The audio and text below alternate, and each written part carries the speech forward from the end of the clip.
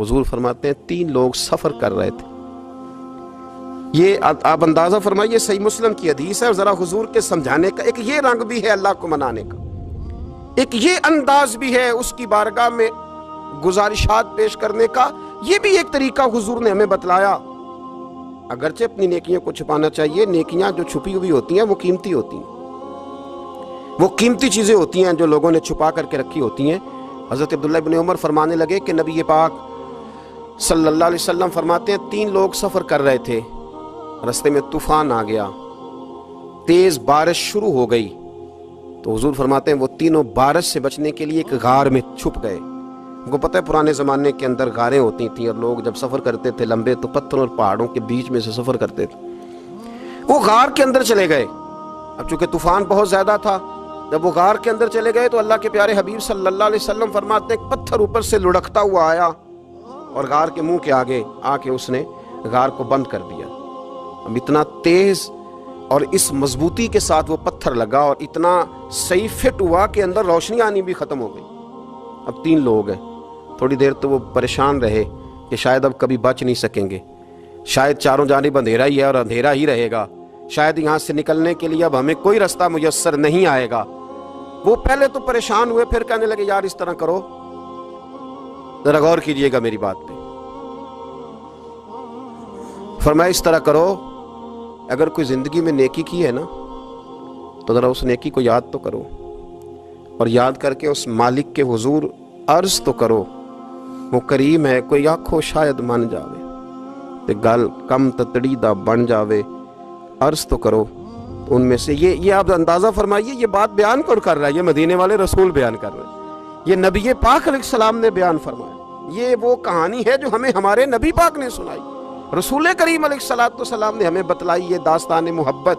हुजूर फरमाने लगे, एक ने उनमें से हाथ उठाए और उसने अंदाज क्या छेड़ा, अर्ज़ करने लगा अल्लाह तू जानता है ना मैंने बकरियां रखी हैं, मैं गरीब हूँ, मजदूर हूँ, और मालिक तू ये भी जानता है कि मेरे बच्चे भी हैं, बीवी भी है, पर मैं जब भी घर लौटा हूँ तो दूध मैंने बच्चों और बीवी को पहले नहीं दिया, बूढ़े माँ बाप को पहले दिया। अल्लाह मैंने उनके साथ हमेशा करम के बाजू खोल कर मामला किया। वो गार में तन्हा बैठे हैं और अपने मालिक को मना रहे हैं। अर्ज करते हैं अल्लाह तुझे याद है ना एक रात जब मैं बड़ी देर से लौटा था, लकड़ियां काटते दरख्त तलाश करते मुझे देर हो गई, मैं देर से लौटा था, नीयत ये कर रखी थी कि दूध सबसे पहले माँ बाप को पिलाऊंगा। मालिक जब मैं लौटा तो वो बूढ़े थक हार के सो गए थे। मेरी बीवी ने मुझे कहा कि बच्चों को पिला दो, वो सो गए, तो मैंने कहा नहीं मेरे ज़िम्मे है उन बूढ़ों के दिल को ठंडा करना, उनसे प्यार करना। अल्लाह बीवी मांगती रही, बच्चे तलब करते रहे, मेरी टांगों में घूमते रहे, बार बार आते रहे, पर मैंने दूध नहीं पिलाया।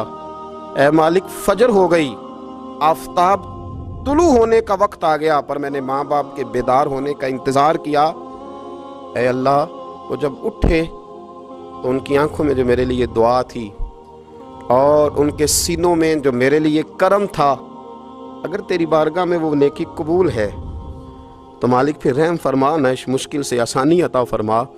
सुनो सुनो, रसूल करीम सल्लल्लाहु अलैहि वसल्लम फरमाते हैं कि उस बंदे की दुआ मुकम्मल हुई तो पत्थर थोड़ा सा सिरक गया और इतना सिरका कि आसमान नजर आने लगा। जिसने माँ बाप को मनाया है, उनसे प्यार किया है, फिर यही बात वसीला बन जाएगी रब के मानने का, फिर ये वसीला बनेगी, अल्लाह इससे मान जाएगा। फिर रसूल करीम सल्लल्लाहु अलैहि वसल्लम फरमाने लगे, दूसरा बोला और अर्ज करने लगा कि ऐ अल्लाह तू जानता है मुझे अपने चचा की बेटी भाने लगी थी, मैं उसकी तरफ रगबत करने लगा था, और मैंने जब उससे जाके इरादा किया कि मैं तेरा तालिब हूँ तो उसने मुझे कहा कि पहले 100 दिनार लाओ बाना। तो अल्लाह मैंने मुशक्कत करके 100 दिनार जमा किए, और जब मैं पूरी तरह उस पर हावी हो गया, वो मेरे कब्ज़े में आ गई और गुनाह का मैंने इरादा कर लिया, तो उस औरत के मुंह से एक जुमला निकला कि अल्लाह से डर। ऐ मालिक वो मेरे कब्ज़े में थी, ऐ अल्लाह मैं गुनाह पर कादिर था, मैं चाहता तो गुनाह कर लेता, लेकिन जब उसने तेरा नाम लेके कहा ना कि अल्लाह से डर, अल्लाह मैं डर गया, मैं उसे छोड़ के आ गया। अगर तुझे ये बात पसंद है तो फिर निकाल देना इस मुश्किल से, फिर कर देना करम, اللہ میری بھی تو چڑھتی جوانی تھی نا، میں بھی تو سب کچھ کر سکتا تھا، پر تیرے لیے، تیری خاطر میں لذت گناہ سے باز رہا تو اللہ تو رحمت فرما دے۔ حضور فرماتے ہیں اس کی دعا مکمل ہوئی تھی کہ پتھر تھوڑا اور سرک گیا۔ پھر تیسرا بولا اور اس نے بول کے کہا، اللہ ایک مزدور کو، ایک دیہڑی دار کو، ایک غریب کو میں نے کام پہ رکھا ہوا تھا، یہ تیرا اور میرا راز ہے اللہ۔ وہ مزدور، وہ دیہڑی دار میرے پاس کام پہ لگا تھا، کچھ چاول میں نے اس کی اجرت مقرر کر دی کہ تو کام مکمل کرے گا تو میں تجھے دوں گا۔ اور جب اجرت لینے کا وقت آیا تو وہ بگڑ کر ناراض ہو کر چلا گیا، میں اسے ڈھونڈتا رہا، وہ مجھے ملا نہیں۔ میں نے اس کے چاولوں کی قیمت کاروبار میں انویسٹ کر دی، اس کا تھوڑا سا سرمایہ پر میں نے کھایا نہیں۔ پھر وہ اس سے میں کاروبار کرتا رہا اور اتنا کاروبار کیا کہ بہت ساری گائیں اور ان کے چرواہے تیار ہو گئے۔ وہ سالوں کے بعد لوٹا، میں نے اس غریب کا مال کھایا نہیں بلکہ بڑھایا، محفوظ کر کے رکھا۔ وہ سالوں کے بعد لوٹا اور کہنے لگا میرا مال، تو میں نے کہا وہ ساری گائیں تیری ہیں، وہ چرواہا تیرا ہے، یہ سارا کچھ تیرا ہے۔ تو کہنے لگا تو مجھ سے مذاق کرتا ہے، میں غریب کہاں اور گاؤں اتنی بڑی گائیں کہاں، تو مذاق کرتا ہے؟ تو میں نے کہا مذاق نہیں، میں نے اپنے رب سے ڈر کے تیرے مال کی حفاظت کی، یہ تیرا ہے۔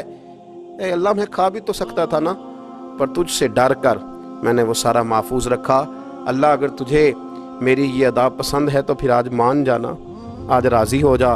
اللہ کے رسول فرماتے ہیں اس کی دعا مکمل ہوئی تھی کہ پتھر لڑکا اور ان کے لیے رستہ بن گیا۔